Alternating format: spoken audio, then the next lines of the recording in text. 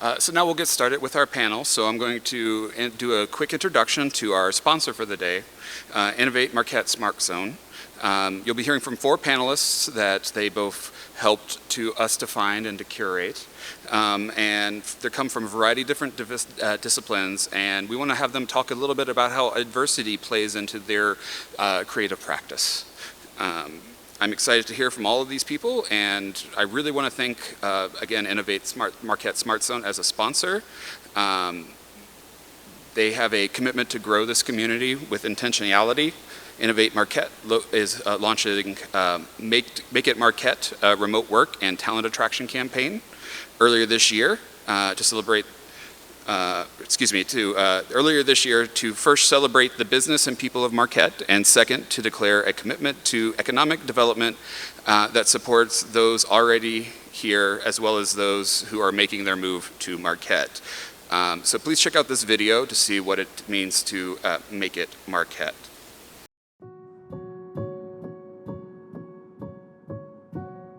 I guess it's about time I say thank you. For being brave back then. For knowing that when jobs went mobile, it was time to put down roots. Thank you for trusting that smaller was smarter, and that this was the right place at the right time. I know we never saw ourselves in the Midwest, but Marquette isn't that Midwest. It's this Midwest.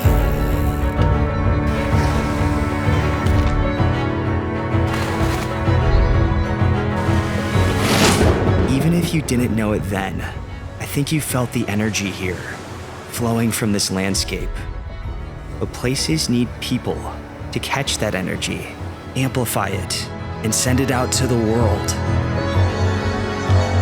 Because of your choice, I am now one of those people. So here it goes. Dear former me, thank you for being a seeker. Thank you for trusting your gut. Thank you for finding us a place with balance in its DNA. Thank you for making it Marquette.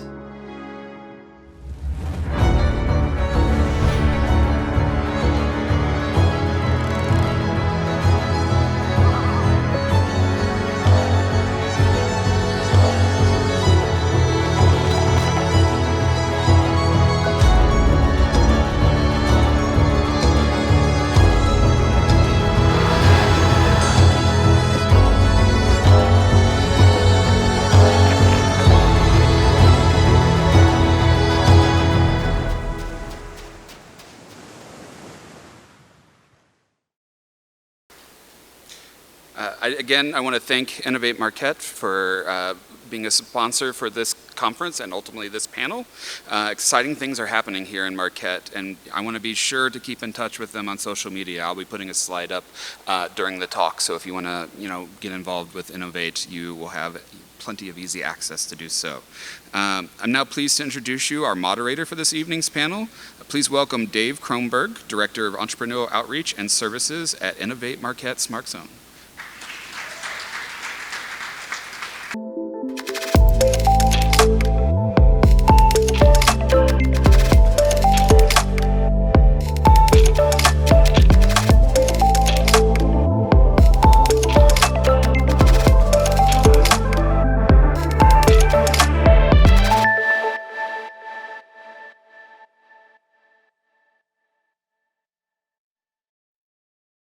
Thanks for the invitation to participate. It's exciting being surrounded by so much talent, and I know you guys will enjoy talking to this focus of talent here. Thanks to Keith Ellis and his team, guests, friends, and sponsors for making Revolve CC 2021 happen. After last year, we're all hungry for contact, for culture, and hopefully this is the beginning of a flow of a lot of both of those things. It's been an extraordinary year and a half. The pandemic has placed demands on all of us, often extraordinary demands, and the creative community has had an especially hard time of it. In the interest of public health, many creative artists have had to walk away from their audiences and markets and find new ways to be expressive and reach out to new markets. It's been tough. I'd like to introduce four panelists who are here to share their journeys as founders, creative professionals, and entrepreneurs, and the challenges that they've faced. So I'd like you to meet Hannah Cajandig-Taylor. Hello.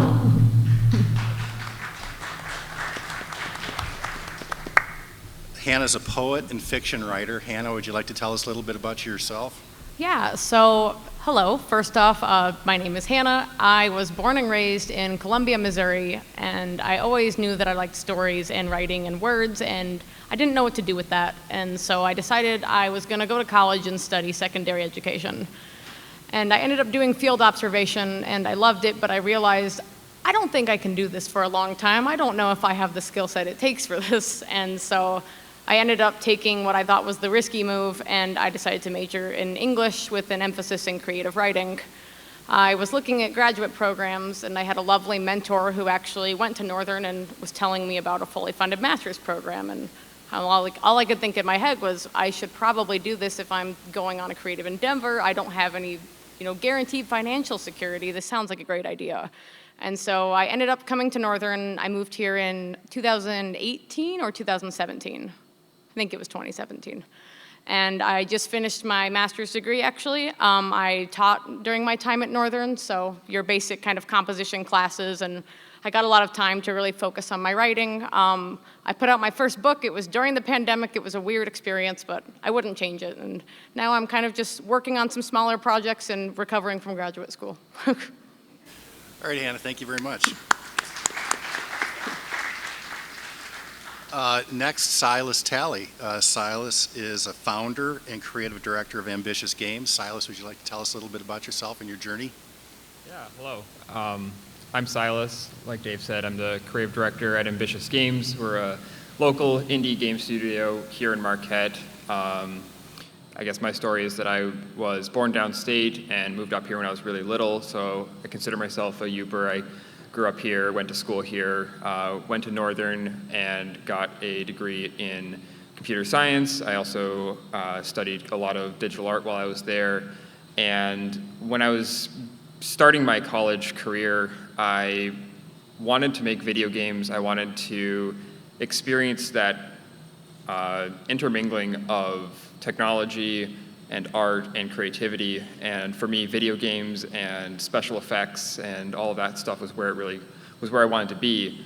And I was very lucky to be able to study that stuff at Northern. And in my free time, what little I had, my friends and I started working on a video game together. We tossed around a bunch of different ideas. We prototyped all kinds of different things. And eventually what kind of started as this dorm room side project turned into a career opportunity where we were able to build a team around it, start getting other people testing the game, giving us feedback on it, and we're actually launching the open beta for the game on Monday, so next week. Nice. Really nervous about that. Thank you. But yeah, so it's kind of been my journey over the last 4.5 years has been building that company and building that game and sort of diving into the creative community where we're able to take technology and use it to make something that is both an art, a sport, and just a community hub. And that's something that I'm really proud of what my team has helped us build, and I'm excited to kind of share that with everybody tonight. Thanks, Silas. Next is Joel Siegel, graphic designer and artist. Hello. Buckle up is what I should say. They all already know, and some of you out there already know. My name is Joel Siegel. Yes, like the bird that you see in the lower harbor. That's my family. No, I'm just kidding. But I'm originally from the Chicagoland area, and I went to Columbia College for animation. So basically I majored in cartoons. And the animation industry is really hard to break into, so I kind of found myself in graphic design. I taught myself the entire Adobe lineup and just started landing jobs. I have worked in virtually every facet of graphic design, from print to web, digital marketing, social media, you name it, I have done it. And just this last week, I actually broke into motion graphics. So my versatility continues to grow.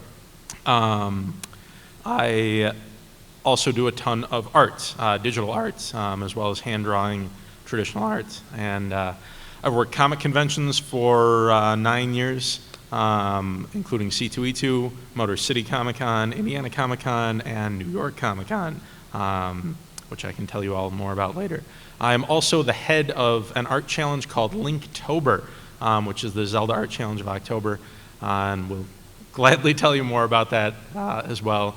Currently, I now do some work for Boreal Collective, doing some design work for them. You may have seen some of my work around town recently with the Lake and Land Music Fest poster, or the Dryland Dash poster, or even the Big Bay Fall Fest. I did all those designs, and I'm doing something else that's pretty cool.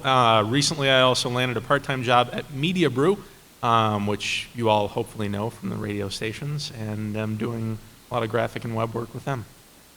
So now I find myself here. All right, thanks, Joel.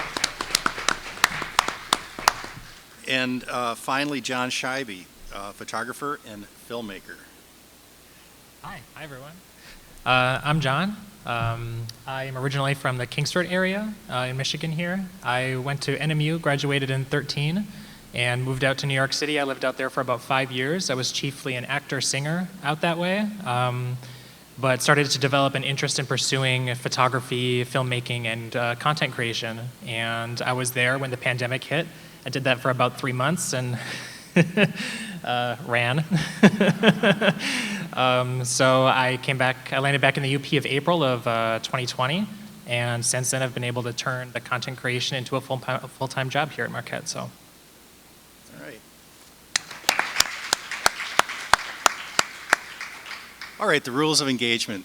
I'll ask a question. I've got a handful of questions for the panelists, but all along the way, if you in the audience have a question, raise your hand. There are volunteers with microphones that will find you, so just be patient. I can't see real well, so if I hear silence for a prolonged amount of time, I'll just roll into the next question that I've got. Okay? So I'll ask the first question to Hannah. Hannah, looking back at the past 2 years, it goes without saying that we all face a lot of challenges and often adversity. Did your method for finding inspiration change as the world changed around us? I think definitely, because part of my writing style is I really like to go out and kind of like go on self-indulgent adventures and call them research opportunities. And I'm also a really big fan of going to like conferences, workshops, really anything that gets me outside of my house, because that's typically where I get distracted most easily. So you can imagine that when we were told, you know, it's time to stay home, and I was trying to teach a class online, and it was composition, which was obviously fun to do, but that wasn't really my passion as far as English goes. I'm trying to teach, I'm trying to write, I'm stuck in my house a lot more, and that definitely posed a challenge, but I think more than anything, it just drove a lot of innovation, partially for my work and kind of, you know, trying new approaches that involved maybe looking online more for writing inspiration as opposed to trying to physically go out and do things. But I definitely think it was good that at least we had a lot of accessibility that came to the literary world. It's often a place where there's a lot of in-person readings, and it often feels like it's very isolating to write on your own and not get to connect with all those people at those types of events. But we had a lot more Zoom readings that suddenly became kind of the norm, and you know, being able to put out a book during that time was definitely a lot more challenging than I thought it would be. I didn't get to go to my publisher, I didn't get to do a public launch party or any of that, but I mean, I think it just drove kind of a new way of doing things, as cliche as that sounds. Thank you very much.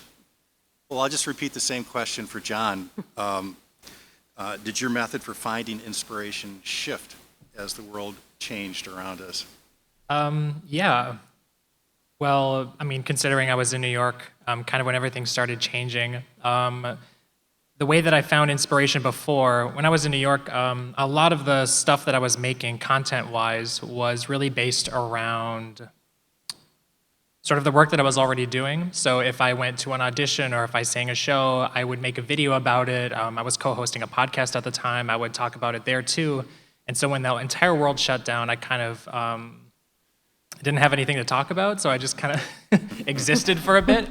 But when I came back to Marquette, it was like literally a breath of fresh air. I started being able to like leave my apartment, and I could walk around, and I was able to find inspiration more in the environment around me. And I sort of ended up getting caught in sort of like a self-inspirational loop, if that makes sense. Yeah. Thanks a lot. Thank you. Question for Silas. Often with change comes opportunity. Silas, did you discover silver linings that you'd like to keep going or continue?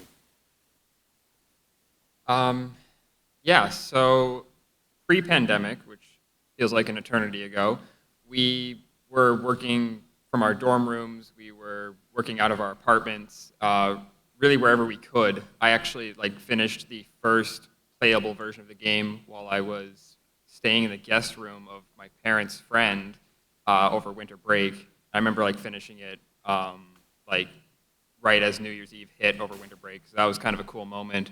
But as we moved into the pandemic, we had already been sort of accustomed to that work from home lifestyle, and that was definitely a silver lining of the pandemic for us, was that we were kind of already prepared for that. We didn't have to shift from using equipment in an office to bringing things home. We were already kind of used to using Zoom or Discord or Slack, all those things to kind of communicate with each other. So that was definitely a huge silver lining for us in the pandemic. That was just kind of in the nature of how we had started the business. All right.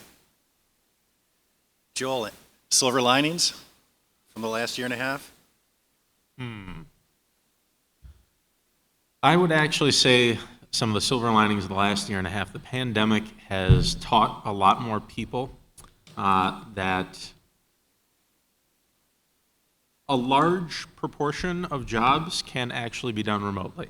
And I don't mean, food and retail and stuff like that, but I do legitimately mean that stuff like data entry or design, artistic things like that can be handled remotely, and the economy can still survive by jobs still happening, which is a bit of a highlight for someone that freelances, as well as a curse. A curse in the sense that it makes freelance a lot more cutthroat. And again, it does make it as though it's a lot more readily available. So it's, a bit of a double-edged sword there, but it is still a silver lining because it gave me the opportunity to come up here. And up here, as you saw in that phenomenal video a few moments ago, Marquette and nature is kind of one thing. And so, I was telling them a little while ago, here, you fall out your bed, and it depends on what side you fall out of. You're either in Lake Superior or you're in the woods. And if neither of those are inspiring you, probably in the wrong place. So the silver lining of the pandemic for Marquette is that we have these four talented people that have made it Marquette, from Missouri, from cyberspace, from Chicago, from New York. Yeah, welcome to Marquette. Thanks, Joel. Hi, I'm Keith, first-time listener, or long-time caller. I have a question. Has there been any tools that you've found that have been helpful with working under our current circumstances, or new uses of old tools besides Zoom? We all know Zoom is everywhere right now, but is there some other thing that you found that helped you, improve your process under the circumstances? You know what? Essentially getting more in touch with nature is another tool, because it is a way to rehash inspiration, to learn to take things from stuff that's right in front of you. An artist that if you see a lot of my work, you see a lot of my art, you'll see that I draw a lot of inspiration from Roy Lichtenstein, who a lot of people have ill opinions of. However, the big thing that I take away from Roy Lichtenstein is the fact that he helped teach people that what you see every day is art, is design, Somebody had to craft that. And so I feel that although we had the pandemic, getting back in touch with nature, getting outside, doing stuff alone, going on a hike or whatever, gave you more me time to be able to draw a lot more inspiration from things like nature. Similar to what I said a few minutes ago where I had designed the Dryland Dash poster, it is a poster that is made out of leaves, out of fall leaves. And so I probably would not have come up with that idea if I wasn't up here in Marquette. I used to live in Chicago, and it's all incredibly industrial over there. It's all city. You don't really have the wealth of nature to give you that inspiration. So my tools, yeah, they changed for sure. Yeah, kind of going off of that, I guess if you can consider maybe relying less on like technology as a tool, like pulling away from that being a tool. I think kind of like, a lot of people, when I first got stuck in my house, I did a lot of escapism via the screen, whether it be through like media or, going on social media for entirely too long. And it got to a point where I was like, I'm a little burnt out of the screen. I've been on so many Zoom calls. Like I don't want to look at a screen to work on my manuscript or like type my thesis. I want to have it be more of a hands-on project. So I didn't have a printer in my house, but I could still like use the one on campus. So I like drove to my office and I printed out all like 120 pages of my thesis manuscript and I taped it on the wall of my house. So I'd have to stare at it every day, and it made the process a lot more fun because I was so used to kind of getting in that rut of like, oh, this is terrible, I have to stare at the screen, I have to work on this. And when I got to kind of take that power back for myself and have it be more of like a fun, hands-on process, it just felt a lot more like I was playing and the stakes felt lower. And I don't know, it really changed the way I was writing what I was working on, and what I, was writing in that time was much different than what I'd written on the screen. Hi, thanks again everyone for coming. My name is Vashi, I'm a film editor, and I've been working from home for the last 2 years basically, and I wanted to ask you guys about your struggle or the situation with the life-work balance if you are working at home, because I spend sometimes 10, 12, 14 hours a day at my station cutting, and if I was in a city, I'd be out of the office by then and go home and try and block that from my mind. And I really struggle with it. I just keep working until I literally almost fall asleep because I want to create great work, I want to hit my deadlines, and I want like the best representation of my work. So how do you guys deal with that kind of situation in terms of balance, life and work? And follow-up question, did your wardrobe change at home? Like I ended up editing in my underwear all the time for the last 2 years and sweatpants. So did your wardrobe change over the last 2 years? I think I want to take this one if you guys don't mind.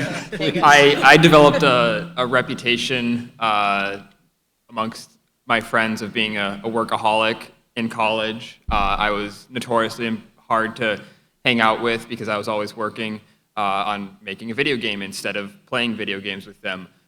So that was something that I would go back and change if I could. And the pandemic taught me a lot about that because, like you said, you're at home, and I mean, if you love what you do and you love working, it's really hard to walk away from it, especially when I was at the start of the pandemic, I was working out of my bedroom. So like my bedroom in my apartment was both my office, and it also had, I slept there, and I even had like a futon and a TV. So like when I was like watching Netflix, I was still in the same room that I worked in.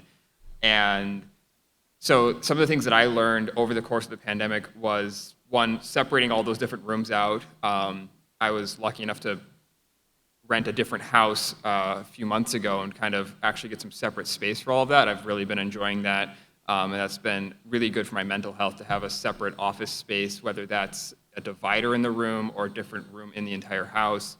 I realize that that's like kind of a tricky thing to accomplish for a lot of people without like getting a new place to live. But I think the biggest thing that I did for myself was actually tracking how much time I was spending working. When I was in college, my routine would be wake up, run down to the dining hall, grab a cup of coffee and a donut, go to class, work on something like in class, be like sending emails or writing code and probably not paying as much attention to my lectures as I should have. And then when I was done, go home, rush through my homework, and then sit down and work on my idea more. And then I would just work until I was ready to fall asleep, and then I'd go to bed. And I didn't really like know how much time I was putting into this or how much time I had left in my day that I could have been doing other things. And that pattern continued when I graduated college. I was working a part-time job as a delivery driver, and I would deliver food and go home and do the same things, sit down, work a bunch, and if I wanted to take a break, I'd just like stop working and coding and play a video game, but I'm still sitting in the same chair at the same keyboard with the same screens. And so like the concept of time passing didn't really actually register in my brain when I was doing that.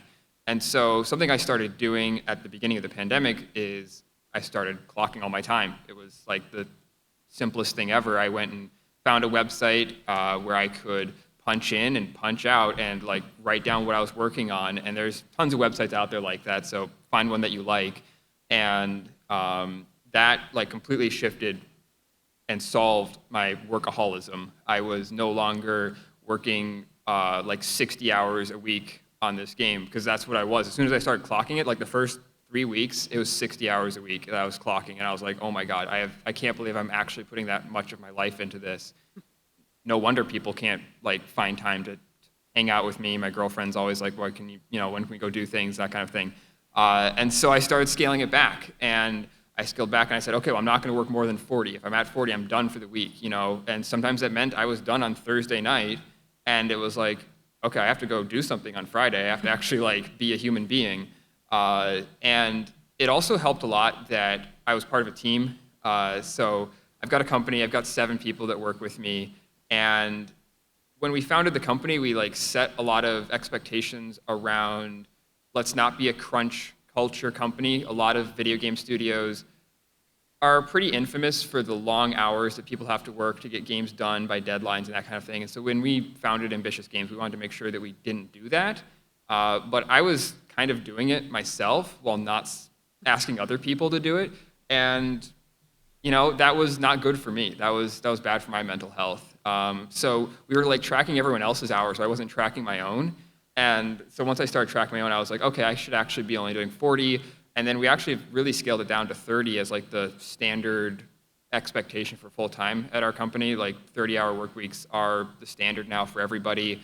I typically end up doing 35, sometimes 40 during like really big weeks, but I try and keep it down to 30. And I think that would be my answer, is just like start tracking how much time you're spending and actually hold yourself accountable to that number.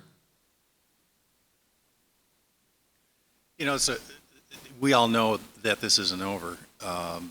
John, would you like to answer the question too? Sure. Well, first off, I need to take some notes from Silas here.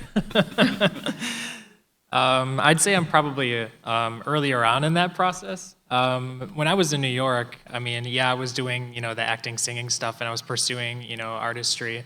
But really, at the same time, I was bartending full time, and so any free time that I had was really, really spent like really loving and giving it 100%. Like anytime I had a chance to do art, it was art all the time. It was like 100% effort. So when I came here and I was able to like land this full-time, situation, it was like, it's really hard to tear myself away from that. God. Yeah, so logging hours, that sounds like a good strategy. Yeah.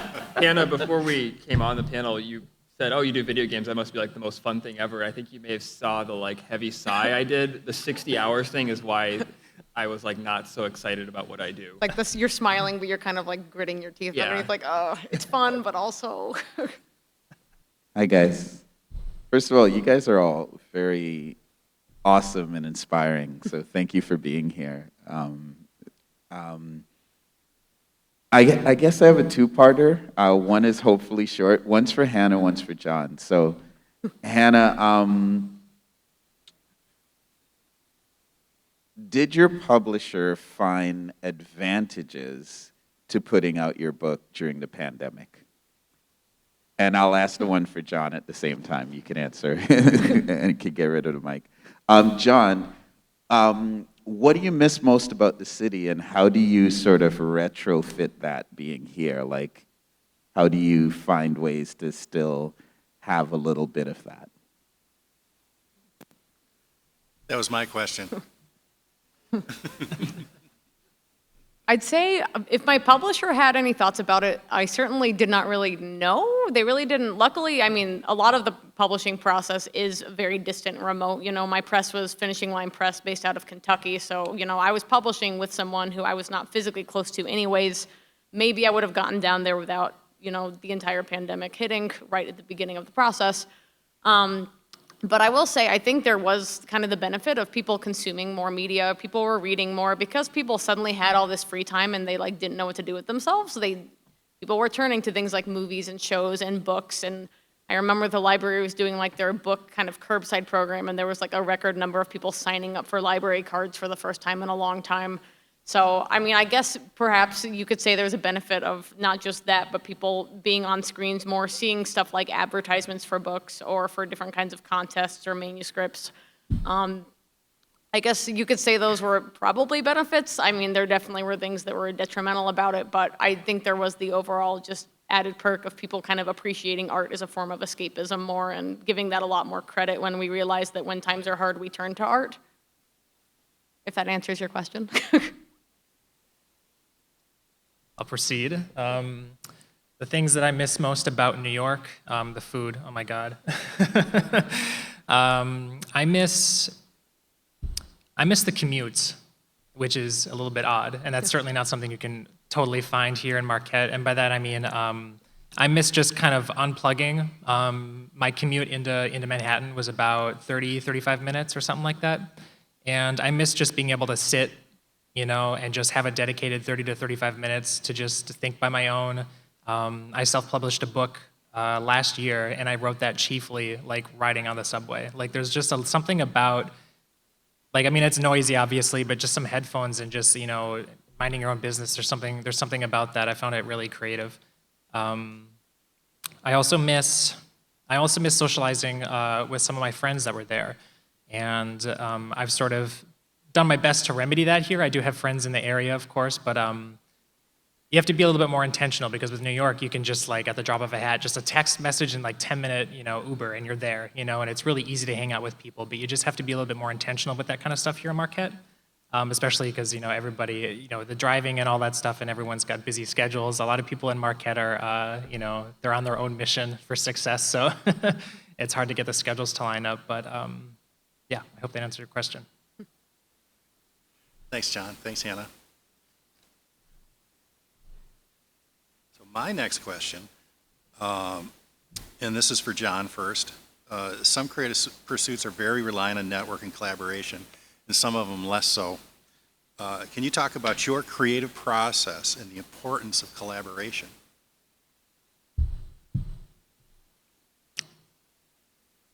Collaboration is kind of how I came into my full-time position.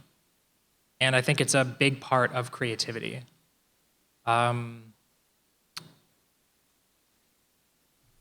My process, when it comes to the photography and the film stuff, it's very individualized.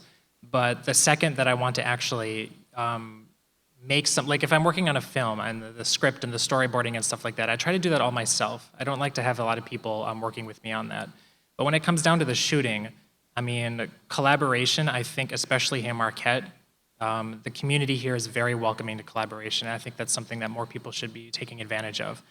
Just an example, I was shooting a video a couple of weeks ago for the food trucks here in Marquette. I was working on an article for INNOVATE Marquette, and I literally just like sent a text message or Instagram message to somebody that I knew in the area and was like, hey, do you want to be like featured in the video? I'll just like pay you in lunch.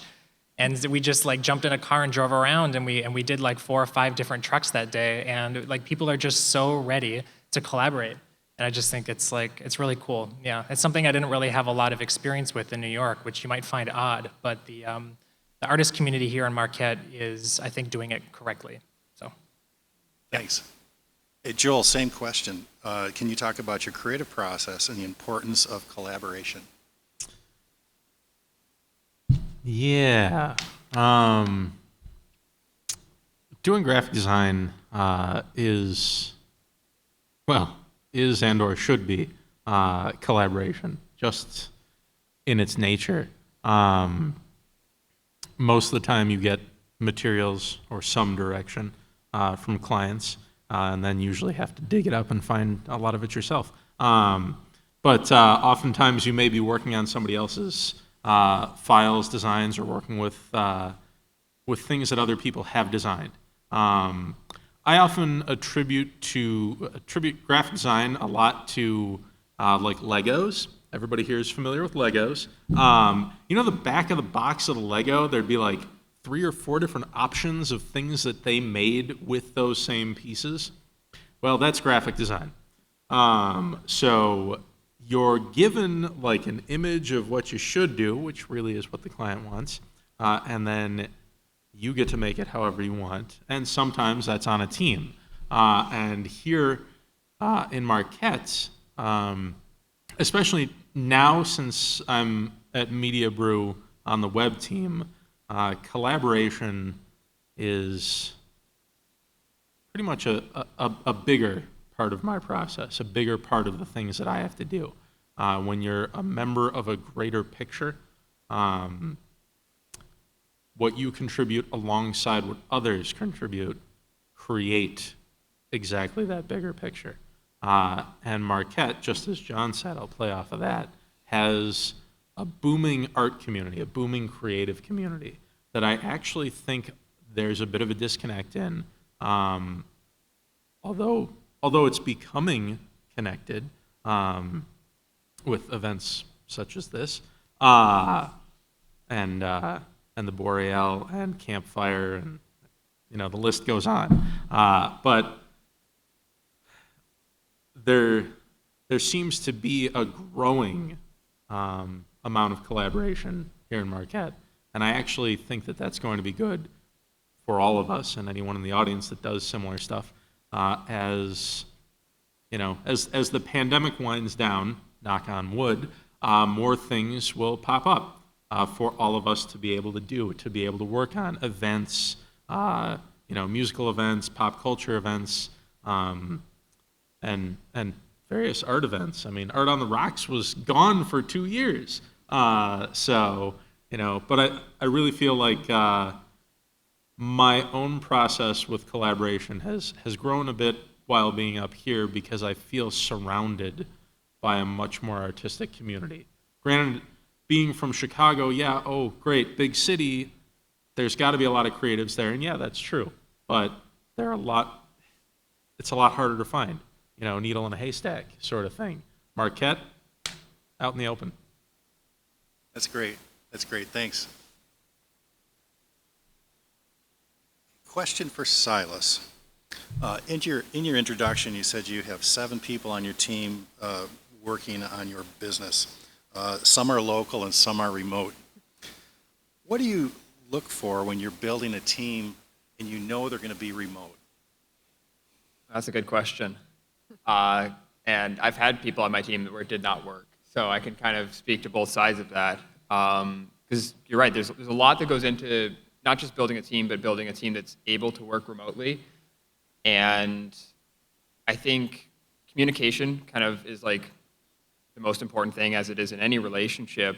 I found that the people who are going to respond to your messages in a timely fashion, and they aren't really like begrudging you the conversation. They're not like, oh, why do I have to talk to you? They're excited about talking to you. That's really like what I look for first and foremost is this person excited about having conversations about the thing that we're building together? If they never want to be at a meeting, if they never want to, participate in the dialogue, then that's kind of like the first sign of, okay, this is or is not going to work. Other things that we look for when we're hiring is, I would say, a lot of flexibility, making any sort of creative thing, you're going to have to give and take. You're going to have to put your own ideas forward. You're going to have to be prepared for other people on your team and the general public to say, this idea you had that you thought was amazing is total garbage. And that you have to be kind of, not so much develop a thick skin, but be prepared to take that criticism and then apply it constructively, whether that's you can reinterpret the feedback and find what they're really trying to say, and then use that to make your idea better, or maybe you're able to compromise or whatever with that. And I think those are kind of the 2 things that we look for is, 1, clear communication, and then also an ability to say, yeah, we can change my idea because, not everyone's going to just come in with a perfect idea right away. All right, thank you. I have a question for Silas. So you said you switched from kind of a 40-hour work week to 30, and I'm kind of curious about the nuts and bolts of that. Are your employees salaried? Did you change pay scales for that? Did you notice negative or positive or neutral impact on the bottom line of the business? Yeah, so when we switched from 40 to 30, I was the only one who switched. Everyone else was already on 30. So everyone started 30 if they were full-time. Otherwise, people were working full-time at about 15, like kind of a half full-time sort of position. So we didn't make any adjustments on salary. That was just from the beginning. Feedback from our team has been pretty positive around it. I think everyone's happy with it. I'm able to see the team, taking time to go on trips on the weekends. I see people spending more time with their friends and family than they would at other jobs. People have told me that they appreciate it. That's about all I can say on that side, because we never actually did the 40-hour thing before we switched to 30. As far as like bottom line and like general productivity, what I've noticed is we're very happy. We're very like on track. We've never really missed a deadline and thought, oh no, if we had all spent 10 more hours this week, we could have totally hit that deadline, reach that milestone. I think the reason we're able to do that is by having an open dialogue with the whole team about what is a reasonable expectation every week. We start every Monday. We sit down each team, the art team, the programming team, the game design balance team together, and they each have a meeting, and I sit in on all of those meetings, and like the main question I ask at every meeting is, how much stuff do you guys have on your plate, and can you do it in the next 5 days? If there's something on that plate that you're not going to be able to do, you tell us, and we either assign it to someone else, or it gets delayed for a week or two, and we find new time in the schedule. And having that sort of commitment to our team that we're never going to put more on their plate than they can do in 1 week means that myself and my business partner, as like the owners, we never like feel like we're missing deadlines because we're talking to the team and we know what they can do in those 30 hours. And I don't think 10 more hours would actually do anything beneficial for our productivity. People, when they have something that they're really passionate about working on, that's something creative, they'll put in those extra hours when it matters. We have my roommate, who's our lead character artist. He will sometimes work a 10-hour shift. He'll go all night. I've seen him do like 15-hour crazy, insane shifts. He'll work all night, work on an amazing character design, and then he'll just take a nap for 2 days. And I mean, that's amazing when he's able to do that. And we're able to kind of empower that type of creativity by having a 30-hour work week and sort of a flexible work when you want, where you want type of company. If the mood strikes him and he's got this amazing idea, he can work on it and then stop when he's out of creative energy. We are salaried. I know you asked about that. So we salary all our employees, which again, sort of sets that freedom where you're expected to work 30 hours, you're making a monthly salary, and if you feel that making the thing that's in front of you is going to take a couple more hours in a week, you can. And if there's a week where you're like, I really don't need to put in the extra couple of hours, this thing is done, you can just kind of walk away from your desk and go do something else. All right, thank you. Hello, this is a question for the whole panel. And I think that collaborative projects are great, but as an artist, there are some differences when it comes to the final outcome. Have you guys ever had an issue with another artist on a project? And if so, how have you gotten over that leap?